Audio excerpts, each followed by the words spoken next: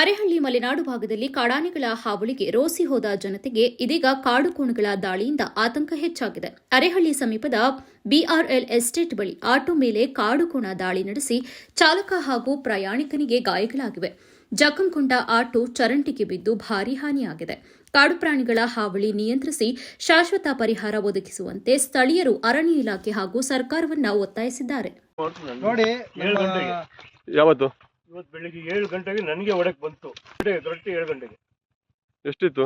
ಒಂದೇ ಎರಡು ಇತ್ತು. ಎಲ್ಲಿ ಒಳಗೆ ಬಂತು ನನಗೂ. ನೋಡಿ, ನಮ್ಮ ಸುತ್ತಮುತ್ತ ಕಾಡಾನೆಗಳ ಕಾಟ, ಅದ್ರ ಜೊತೆ ಕಾಡೆಮ್ಮೆಗಳ ಕಾಟ. ಈಗ ನೋಡಿ, ಇವತ್ತು ಬೆಳಿಗ್ಗೆ 9 ಗಂಟೆಯಲ್ಲಿ ಆಟೋ ಪಲ್ಟಿಯಾಗಿದೆ. ನಮ್ಮ ಆಟೋ ಡ್ರೈವರ್ಗೆ ಅವರಿಗೆ ಏಟಾಗಿದೆ, ಅದರೊಳಗಿದ್ದ ಪ್ರಯಾಣಿಕರಿಗೆ ಏಟಾಗಿದೆ. ಇದಕ್ಕೆ ಪರಿಹಾರ ಯಾವಾಗ ಏನು ಮಾಡ್ತಾರೆ ಅಂತ ಗೊತ್ತಿಲ್ಲ. ಶಾಸಕರು ಕಣ್ಮುಚ್ಕೊಂಡು ಕೂತಿದ್ದಾರೋ, ಇಲ್ಲಿನ ಜನಪ್ರತಿನಿಧಿಗಳು ಯಾರು ಸಹ ಗಮನ ಹರಿಸ್ತಿಲ್ಲ. ನಮಗೆ ಇಲ್ಲಿ ಬಾಡಿಗೆ ಮಾಡೋಕ್ಕೂ ತೊಂದರೆ ಆಗ್ತಿದೆ, ಜನಸಾಮಾನ್ಯರು ತಿರುಗಾಡೋಕ್ಕೂ ತೊಂದರೆ ಆಗ್ತಿದೆ. ಅದರಿಂದ ಇದಕ್ಕೆ ಸೂಕ್ತವಾದ ಪರಿಹಾರ ಒದಗಿಸ್ಕೊಡ್ಬೇಕು.